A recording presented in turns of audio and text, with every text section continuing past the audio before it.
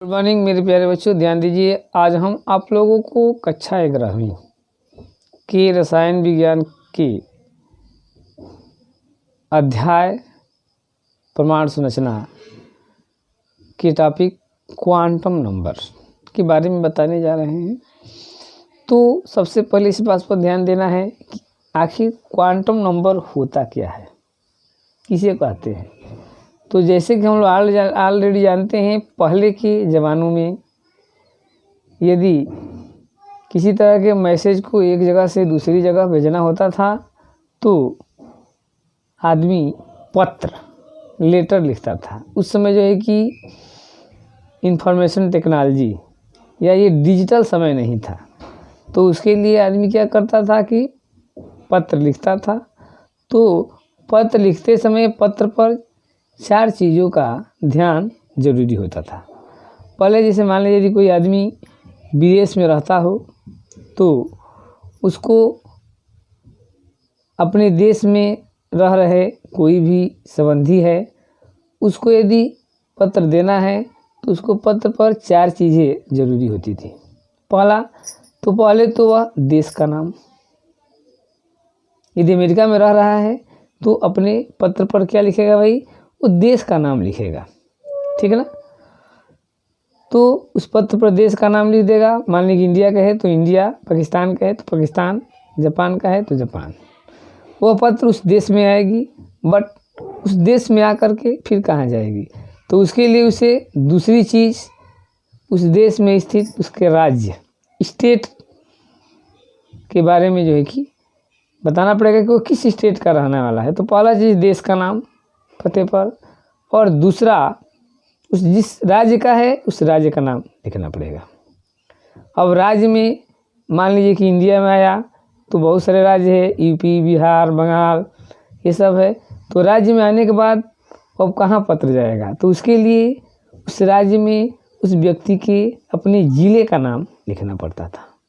तो तीसरा चीज़ ज़िला, देश का नाम पहला, दूसरा स्टेट का नाम, और तीसरा नंबर ज़िले का नाम। अब ज़िला में आ गया, ठीक है ना। तो बहुत सारे ज़िले हैं, बलिया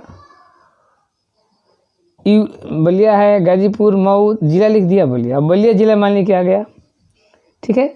तो उसके बाद उसको अब ज़िले में आने के बाद बहुत सारे गांव हैं, किस गांव का रहने वाला है, कैसे वो डाकिया पत्र को ले जाएगा, तो उसके लिए उस व्यक्ति को अपने गांव का नाम, चौथा नंबर उस व्यक्ति को अपने गांव के नाम को लिखना पड़ता था।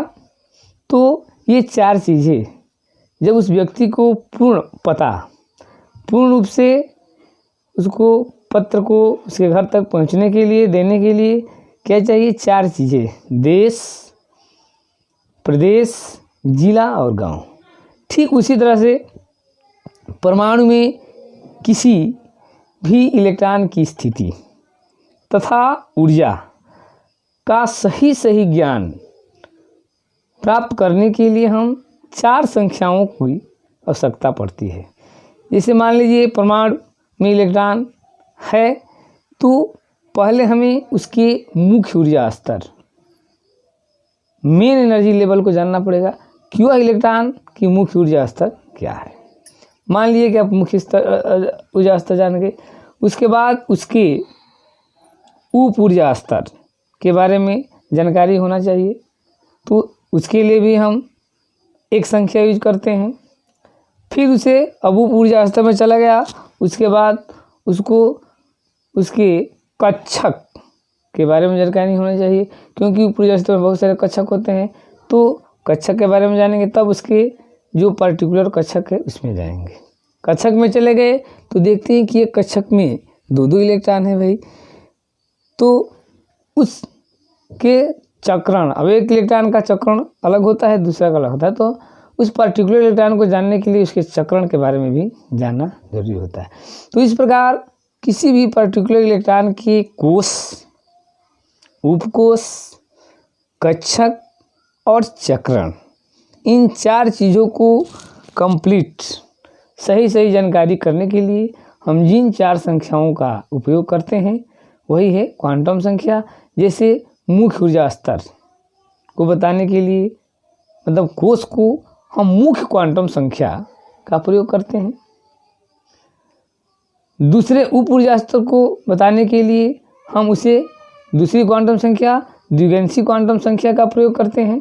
और ठीक इसी प्रकार अब उसके ऑर्बिटल को बताने के लिए हमें चुंबकीय क्वांटम संख्या का प्रयोग करना पड़ता है। और ऑर्बिटल के बाद जो इलेक्ट्रॉन है वो कैसे घूम रहा है उसके स्पिन को बताने के लिए चक्रण क्वांटम संख्या का हम प्रयोग करते हैं। तो ये 4 क्वांटम संख्याएं हैं: मुख्य क्वांटम संख्या, द्विगंशी क्वांटम संख्या, चुंबकीय क्वांटम संख्या, चक्रण क्वांटम संख्या। ये चारों संख्याएं किसी भी पार्टिकुलर इलेक्ट्रॉन के बारे में कोष, उपकोष, कक्षक और चक्रण का ज्ञान कराती है। ठीक है ना। तो आइए हम देखते हैं इसको डिटेल में। पहला है मुख्य क्वांटम संख्या। क्या है भाई? इसको हम प्रिंसिपल क्वांटम नंबर से जानते हैं। इसे स्मॉल n से प्रदर्शित करते हैं।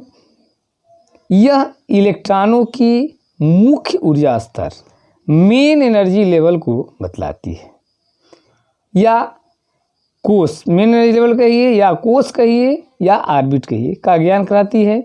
इसका मान कोई भी पूर्ण अंक ही होता है, 0, दशमलव या फ्रैक्शनल नहीं होता है।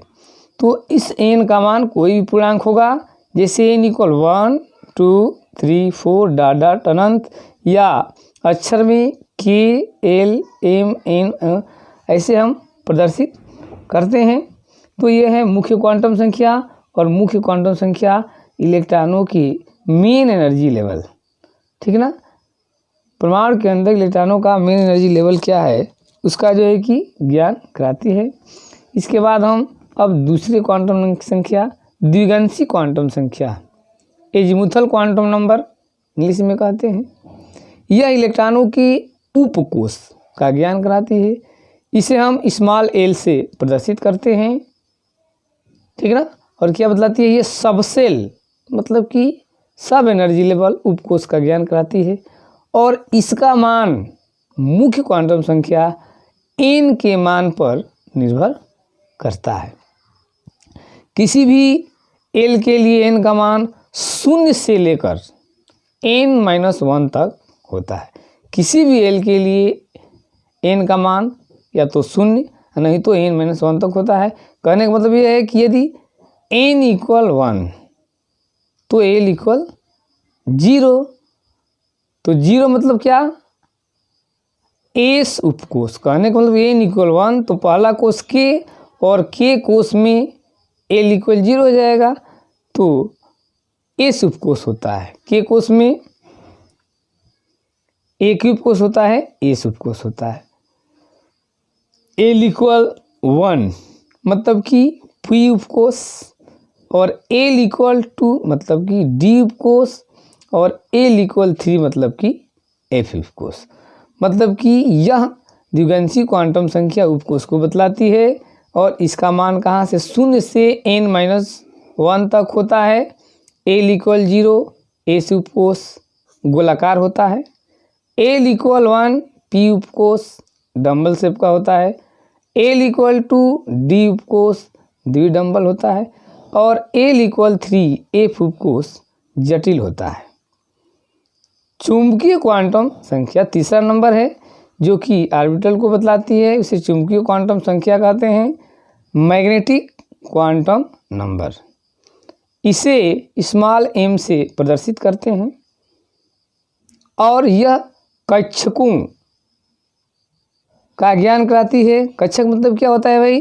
तो ये परमाणु के अंदर नाभिक के चारों ओर, त्रिविम में नाभिक के चारों ओर इलेक्ट्रॉनों के विन्यास को बतलाती है।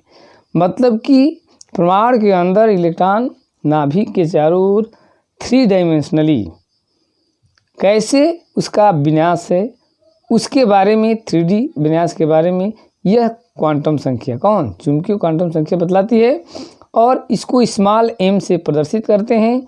इसका मान l के लिए m का मान -l, 0+L हो सकता है और m का मान एक निश्चित कक्षक को ही प्रदर्शित करता है। m का मान एक निश्चित कक्षक को बतलाता है।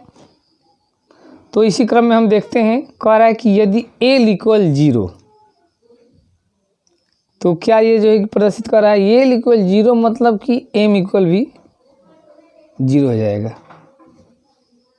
ठीक है, L = 0 मतलब कि m का मान भी 0 होगा, जो यह बतलाता है कि S उपकोष में केवल एक कक्षक होता है। L = 0 मतलब m का मान क्या हो जाएगा, 0 हो जाएगा। यह क्या प्रदर्शित कर रहा है कि S उपकोष होता है, उसमें एक ही कक्षक होता है, इसे S कक्षक कहते हैं। S कक्षक कहते हैं। तो L = 0 मतलब m = 0, तो मतलब क्या, यदि L = 0 का मतलब वह S उपकोष, और S उपकोष में केवल एक ही कक्षक होता है, S कक्षक, और S कक्षक में 2 ही इलेक्ट्रॉन होते हैं। इसी तरह से यदि L की वैल्यू 1 है तो M की वैल्यू 3 होगा, और L = 1 उपकोष का मतलब कि P उपकोष, L = 1 उपकोष का मतलब क्या होगा, P उपकोष, और इसमें 3 कक्षक होंगे, -1, 0, +1। ठीक है ना। हम -1 को क्या कहते हैं, px, 0 को py और +1 को pz। ऐसे हम लिखते हैं -1, 0, +1, px, py, pz। इसी प्रकार यदि L की वैल्यू 2 हुई तो M के 5 मान होंगे। तो L = 2 मतलब कि जो उपकोष L है उसका वैल्यू 2 मतलब कि D उपकोष हो जाता है, और D उपकोष में 5 कक्षक होते हैं। कैसे भाई, तो L = 2, तो M के मान हम निकालेंगे कक्षक के, -2, -1, 0, +1, +2, तो ये वैल्यू हो गई, ये 5 वैल्यू, मतलब कि D में 5 कक्षक, D उपकोष में कितने कक्षक, 5। कौन कौन, -1, -2, -1, 0, +1, +2। इसको हम लिख सकते हैं, -2 को dx, -1 को dz, 0 को dz², +1 को zx और +2 को dx² - y²। कह रहा है कि यदि L का मान 3 मतलब कि F उपकोष हो गया तो 7 मान होंगे। कैसे, तो L = 3, तो F उपकोष तो होता ही है, M के 7 मान कैसे होते हैं भाई, तो +3, +2, +1, 0, -1, -2, -3। तो इस प्रकार हम देखते हैं कि ये जो उपकोष L = 0, इस उपकोष में एक कक्षक, L = 1, P उपकोष में 3 कक्षक, L = 2, D उपकोष में 5 कक्षक, और L = 3, F उपकोष में 7 कक्षक होते हैं। तो ये तीसरी क्वांटम संख्या, चुंबकीय क्वांटम संख्या कक्षकों का ज्ञान कराती है। अब देखते हैं चक्रण क्वांटम संख्या क्या होती है भाई।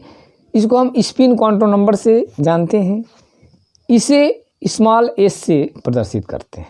इस क्वांटम संख्या को कैसे प्रदर्शित करते हैं, s से। यह इलेक्ट्रॉनों को अपने अक्ष पर चक्रण को बतलाती है। इलेक्ट्रॉन अपने अक्ष पर किस तरह का चक्रण करता है, जैसे नाभिक के चारों ओर तो घूमता ही है, वो अपने एक्सिस पर भी घूमता है, अक्ष पर भी चक्कर लगाता है।